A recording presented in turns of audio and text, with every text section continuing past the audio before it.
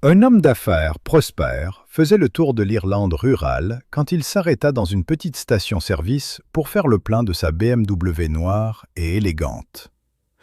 Le vieil homme qui s'occupait de la pompe lui fit un signe joyeux de la main et dit « Je vous souhaite le bonjour, jeune homme. »« Bonjour » répondit le golfeur avec un hochement de tête poli.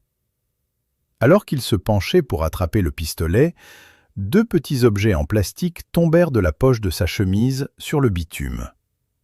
Le pompiste en ramassa un, le retourna dans sa main et demanda « Et qu'est-ce que c'est que cette drôle de petite chose, au nom de Saint-Patrick ?»« Oh, ça !» le golfeur ricana. « Ça s'appelle un tee. Je l'utilise pour poser ma balle de golf quand je prends mon élan. » Le vieil homme se figea. Ses yeux s'écarquillèrent. Il regarda la BMW, puis le tee. « Eh ben, ça alors !» murmura-t-il. « Et moi qui croyais que l'ingénierie allemande avait déjà tout fait. Maintenant, ils construisent des voitures qui ont un endroit pour garer les couilles. » Un mari et sa femme donnaient un dîner pour beaucoup de personnalités importantes en France. La femme était très excitée à cette idée et voulait que tout soit parfait. À la dernière minute, elle se rendit compte qu'elle n'avait pas assez d'escargots pour la soirée. Alors elle demanda à son mari de descendre à la plage avec un seau pour en ramasser. Très contre son gré, il accepta. Il prit le seau, sortit de la porte, descendit les marches et arriva à la plage. Alors qu'il ramassait les escargots, il remarqua une belle fille qui se promenait un peu plus loin. Il n'arrêtait pas de penser « Ne serait-ce pas génial si elle venait me parler ?» Il retourna à sa cueillette. Il leva les yeux et la femme se tenait près de lui. Ils discutèrent et elle l'invita chez elle. Ils étaient dans son appartement et commencèrent à s'embrasser. La situation devint si chaude et si passionnée qu'il était épuisé après et s'évanouit. Le lendemain matin à 7 heures, il se réveilla et pensa « Oh mon Dieu, le dîner !» Il s'habilla, attrapa son seau et courut jusqu'à son appartement. Il monta les marches. Il était tellement pressé qu'en arrivant en haut, il laissa tomber le seau. Il y avait des escargots plein les marches. La porte s'ouvrit sur une femme très en colère qui se tenait sur le seuil. Il la regarda, puis regarda les escargots et dit « Allez les gars, on y est presque. » Un soir calme, Édouard et Linda étaient allongés dans leur lit. Les lumières étaient éteintes, la pièce était paisible, et Édouard s'assoupissait déjà, un léger ronflement commençant à se faire entendre. Mais Linda n'était pas fatiguée. Elle se sentait un peu nostalgique et un peu romantique. Elle chuchota. « Tu te souviens quand on sortait ensemble, comme tu me tenais la main tous les soirs ?» À moitié endormi, Édouard gémit doucement et tendit la main pour attraper la sienne. Il la serra rapidement, puis se retourna. Une minute passa. Linda le poussa à nouveau. « Et tu m'embrassais aussi. » Avec un soupir, Édouard se pencha, lui fit un petit bisou sur la joue et essaya encore une fois de retrouver son oreiller. Une autre pause. Puis sa voix revint, cette fois plus douce. « Et tu te souviens comme tu me mordillais le cou ?» Édouard se redressa soudainement, rejeta les couvertures d'un geste brusque et se leva. Surprise, Linda se redressa. « Attends, où vas-tu » Il marmonna en se dirigeant vers le couloir. « Cherchez mon dentier, femme.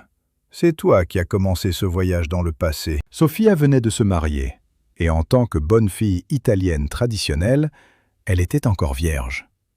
Ce soir-là, elle et son nouveau mari logeaient chez sa mère. Nerveuse et incertaine, elle se tourna vers sa maman. Sa mère sourit et la rassura. « Ne t'inquiète pas, Sophia. Luca est un bon garçon. Monte à l'étage. Il prendra soin de toi. » Alors elle monta.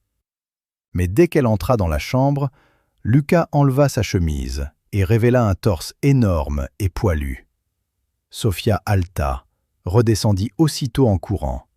« Maman, maman, Lucas a un grand torse poilu !» Sa mère ricana. « Ne t'inquiète pas, Sophia. Tous les bons hommes ont des torses poilus.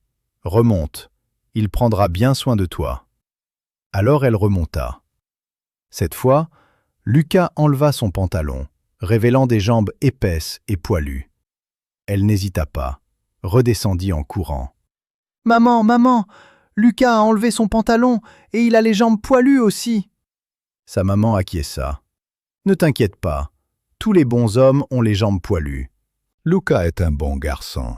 Remonte et il prendra bien soin de toi. » Alors, elle remonta.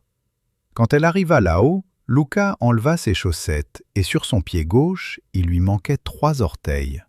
Quand Sophia vit ça, elle redescendit en courant. « Maman, maman, Lucas a 1 pied et demi. »« Reste ici et remue les pattes, » dit sa mère. « Maman va très bien s'occuper de lui. » Une jeune femme en tailleur élégant entra dans une grande banque du centre-ville. « J'ai besoin d'un prêt à court terme, » dit-elle au responsable crédit. « Seulement 5 000 € pour 2 semaines. Je pars en voyage d'affaires à l'étranger et ne veux pas voyager avec trop d'argent liquide. » Le responsable leva un sourcil. « Ce n'est pas un problème, madame, mais il nous faudra une garantie. » Sans hésiter, elle lui tendit les clés d'une superbe voiture de sport garée juste devant. « C'est un coupé de luxe de 2024, » dit-elle. « Payez comptant. La carte grise est dans la boîte à gants. » Ils vérifièrent tout. La propriété, la carte grise, même l'assurance. Tout était en ordre. Naturellement, le personnel de la banque s'en donna à cœur joie à la pause café. « Vous vous rendez compte qu'elle a laissé une voiture de plus de 100 000 € juste pour emprunter 5 000 balles ?» rit un banquier. « Elle pense probablement que les intérêts se trouvent dans un bar. » Sa voiture fut stockée en sécurité dans le parking souterrain de la banque pendant 2 semaines complètes. Exactement 14 jours plus tard, elle revint à la banque, remit un chèque de 5 154,10 € et sourit. « Tout est en ordre ?» demanda-t-elle poliment. « Parfaitement, » dit le responsable crédit, puis il ajouta. « Mais je dois vous demander, nos recherches montrent que vous êtes extrêmement riche. Vous possédez des biens immobiliers dans 3 pays et vous dirigez une entreprise technologique. » Elle acquiesça. « C'est exact. Alors, pourquoi diable aviez-vous besoin d'un prêt de 5 000 €? » Elle se pencha avec un sourire et répondit. « Simple. Où d'autre à Paris puis-je garer une voiture de 100 000 € pendant 2 semaines, entièrement assurée et gardée, pour seulement 154,10 €. Le banquier la regarda en silence. Elle lui fit un clin d'œil.